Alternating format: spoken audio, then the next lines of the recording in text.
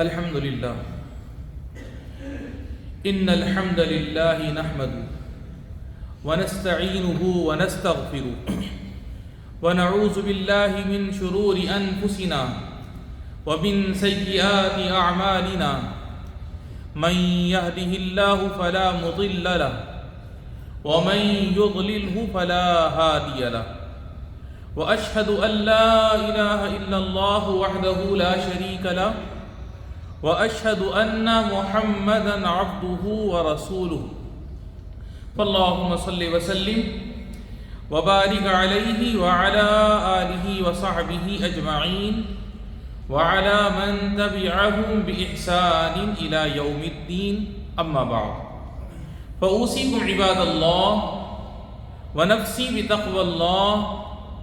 يا أيها الناس اعبدوا ربكم الذي خلقكم والذين من قبلكم لعلكم تتقون فبالعبادة تفوزون بالعاقبة المحمودة والجنة الموعودة تلك الجنة التي نورث من عبادنا من كان تقيا صدق اللہ العظیم۔ عزیزان محترم، آج ہمارے خطبے کا موضوع ہے اللہ کی رضا کے لیے دین و دنیا کا جو بھی کام کیا جائے سب عبادت ہے۔ میرے نمازی بھائیوں اور عزیز دوستوں، اللہ جل جلالہ یکتا ہے، اس کا کوئی شریک نہیں، اس کے سوا کوئی عبادت کے لائق نہیں۔ اللہ تعالیٰ کا بندوں پر یہ حق ہے کہ بندے فقط اسی کی عبادت کریں اور اس کی خوشنودی اور شکر گزاری کے لیے صرف اسی کی بندگی کریں۔ بلا شبہ باری تعالیٰ کی عبادت گزار بندے عبادت میں راحت و انسیت محسوس کرتے ہیں، اور مومن بندے اس میں سعادت مندی حاصل کرتے ہیں۔ چنانچہ ہر نماز میں وہ بار بار اقرار کرتے ہیں ایاک نعبد و ایاک نستعین، یعنی یا اللہ ہم تیری ہی عبادت کرتے ہیں اور تجھ ہی سے مدد مانگتے ہیں۔ حقیقت تو یہ ہے ساری مخلوق اللہ تعالیٰ کی تسبیح و عبادت کرتی ہے اور اس کے تقاضوں پر عمل کرتی ہے۔ چنانچہ خالق کائنات جل جلالہ کا فرمان ہے ان کل من فی السماوات والارض الا آتی الرحمن عبدا، یعنی جو کچھ بھی آسمان و زمین میں ہیں سب اللہ تعالیٰ کے روبرو غلام ہو کر حاضر ہوتے ہیں۔ باری تعالیٰ نے بندوں کو اپنی عبادت کا حکم دیا ہے، یقیناً اس میں بندوں کے لیے اعزاز ہے، اور اس سے بڑا اعزاز و اکرام اور کیا ہوگا جو ہمارے نبی کریم صلی اللہ علیہ وسلم کو اسرا اور معراج کی صورت میں عطا ہوا، اور انتہائی بابرکت مقامات پر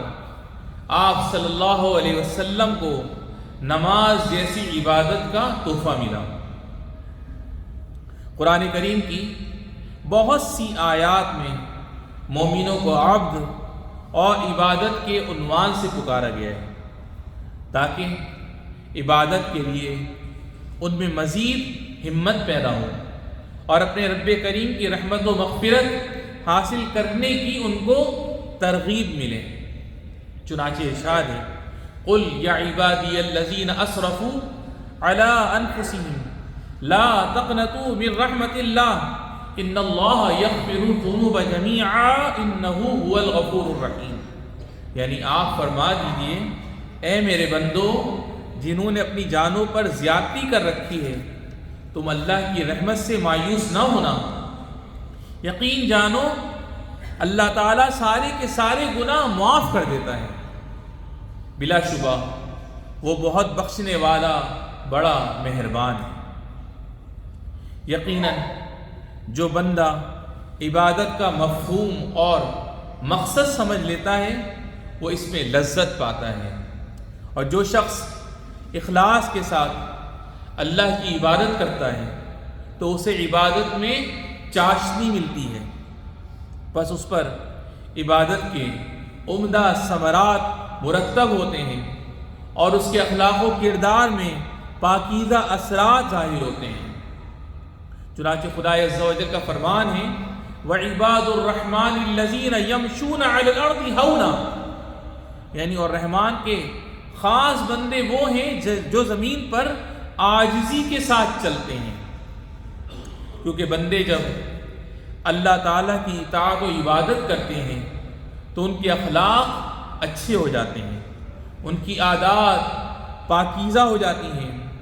ان کی روح کو تسکین ملتی ہے اور ان کے دلوں کو راحت ملتی ہے، اور یہ سب عبادات کے قیمتی ثمرات ہیں۔ اللہ کے نیک بندوں، میرے پیارے بھائیوں، اللہ کی عبادت کا مطلب ہے اس کی کبریائی بیان کرنا، اس کے فرمان کی تعظیم کرنا، اس کے احکام پر عمل کرنا اور اللہ کی مخلوق کے ساتھ بھلائی کرنا۔ یہ وہ خوبیاں ہیں جن پر تمام آسمانی شریعتیں متفق ہیں۔ باری تعالیٰ جل جلالہ کا ارشاد ہے وَأَوْحَيْنَا إِلَيْهِمْ فِعْلَ الْخَيْرَاتِ وَإِقَامَ الصَّلَاةِ وَإِيتَاءَ الزَّكَاةِ وَكَانُوا لَنَا عَابِدِينَ، یعنی اور ہم نے وحی کے ذریعے انہیں نیکیاں کرنے، نماز قائم کرنے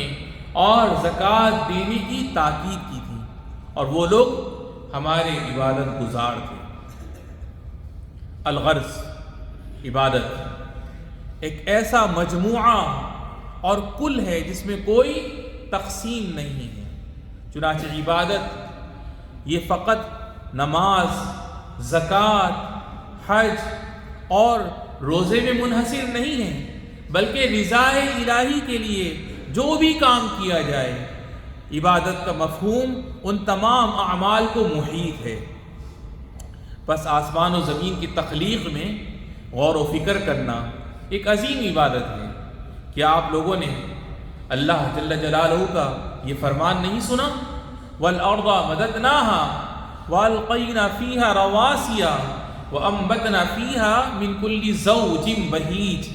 تَبْصِرَةً وَذِكْرَىٰ لِكُلِّ عَبْدٍ مُنِيبٍ، یعنی اور زمین ہے کہ ہم نے اسے پھیلا دیا ہے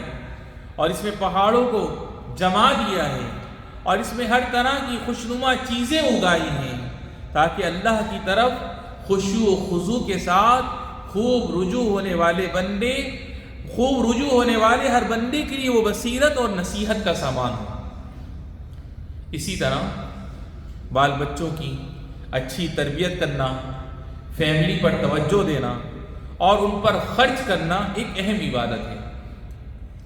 رسول اکرم صلی اللہ علیہ وسلم کا ارشاد ہے یقیناً اس درہم کا اجر و ثواب بہت زیادہ ہے جسے آپ اپنے اہل و عیال پر خرچ کرتے ہیں۔ علم نافع حاصل کرنا بھی عبادت ہے، یعنی وہ علم جو آدمی کو اللہ کی معرفت عطا کرے، بندے کو دنیا میں ترقی کی راہ پر لے جائے اور آخرت میں کامیابی تک پہنچا دے۔ رسول اللہ صلی اللہ علیہ وسلم کا فرمان ہے من سلک طریقا یلتمس فیہ علما سہل اللہ لہ بہ طریقا الی الجنہ، یعنی جو بندہ علم حاصل کرنے کے لیے کسی راستے پر چلتا ہے تو اللہ تعالیٰ اس کے لیے جنت کا راستہ آسان کر دیتا ہے۔ سبحان اللہ۔ واضح ہو پاکیزہ اخلاق اختیار کرنا بہت نیک کام ہے، اور رنگ و نسل یا دین و مذہب میں تفریق کیے بغیر سب سے اچھا معاملہ کرنا بہت بڑی عبادت ہے جو بندے کو جنت کے بلند درجات تک پہنچا دیتی ہے۔ بس وہ انبیاء کرام کے اعلیٰ درجات کے قریب پہنچ جاتا ہے۔ نبی کریم صلی اللہ علیہ وسلم کا فرمان ہے ان من احبکم الی واقربکم منی مجلسا یوم القیامہ احاسنکم اخلاقا، یعنی تم دوستوں میں مجھے زیادہ محبوب وہ ہیں اور قیامت کے دن انہی کی نشست بھی میرے زیادہ قریب ہوگی جن کی اخلاق تم میں زیادہ بہتر ہیں۔ سبحان اللہ۔ یا اللہ تو اپنے ذکر، اپنے شکر میں اور اچھی طرح عبادت کرنے میں ہماری مدد فرما، اور اپنے اس فرمان پر عمل کی توفیق عطا فرما۔ یا ایھا الذین آمنوا اطیعوا اللہ واطیعوا الرسول واولی الامر منکم۔ اقول قولی ھذا واستغفر اللہ لی ولکم۔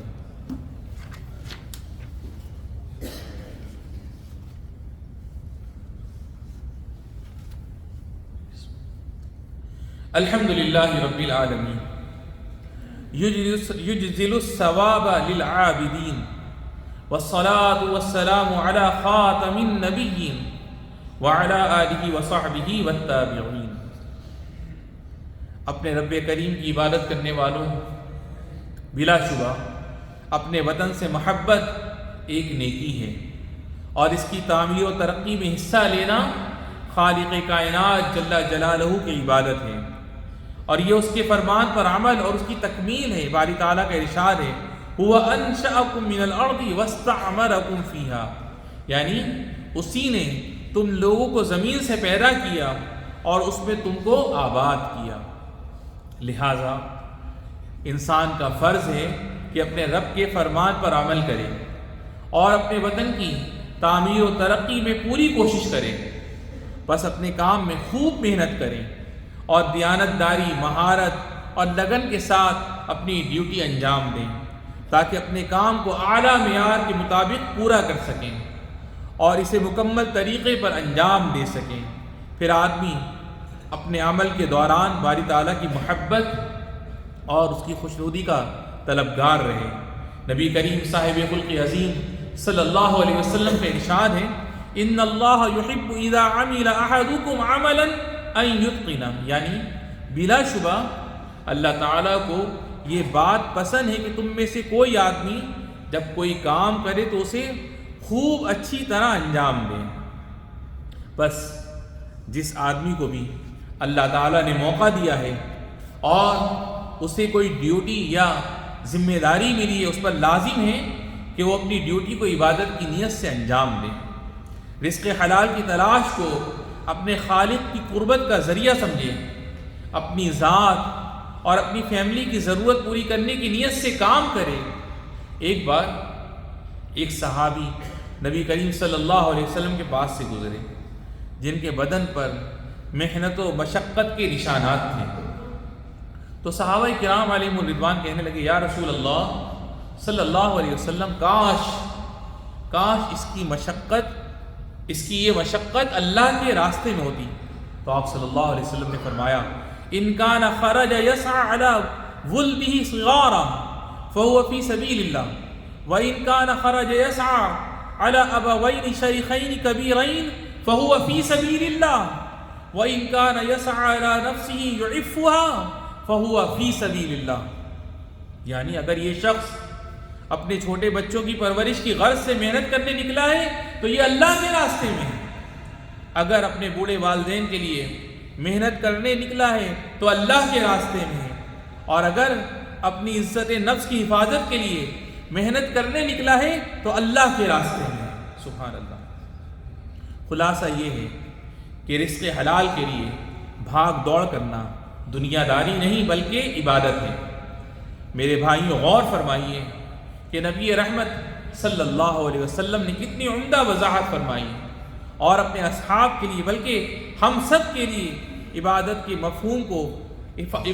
مفہوم کی واضح تصحیح فرمائی۔ بس ہر ملازم کو اپنی ملازمت میں اور ہر کارکن کو اپنے کام میں یہ سوچنا چاہیے کہ وہ اپنے رب کی عبادت میں مشغول ہیں، اور یہ کہ اس میں کسی طرح کی کوتاہی نہ کرے یا تاخیر پر یا کوئی کسی قسم کی تاخیر بھی نہ کرے۔ اللہ کے یہاں پوچھ گچھ ہوگی، اگر ہم کوئی تاخیر کرتے ہیں، کوئی کام میں کوتاہی کرتے ہیں تو ہماری اللہ کے یہاں پوچھ گچھ ہوگی۔ اسی طرح بیماری وغیرہ کا بہانہ بنا کر ڈیوٹی سے بچنا گناہ ہے، اس پر پکڑ ہوگی۔ جب آدمی کے اندر یہ شعور پختہ ہو جائے گا اور دل میں آخرت کا خوف ہوگا تو وہ اپنی ڈیوٹی میں ایماندار اور مخلص ہوگا، اپنے کام سے اپنے رب کی رضامندی کا طلبگار رہے گا اور اپنے معاشرے کے فائدے کا اور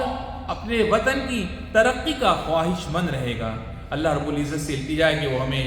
صحیح معنوں میں اپنے تمام امور کو صحیح طریقے سے انجام دینے کی توفیق عطا فرمائے.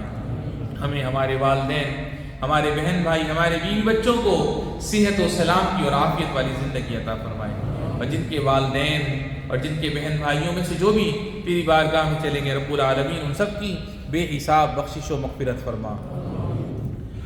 اللہم اجعلنا هذا وصلی اللہ وسلم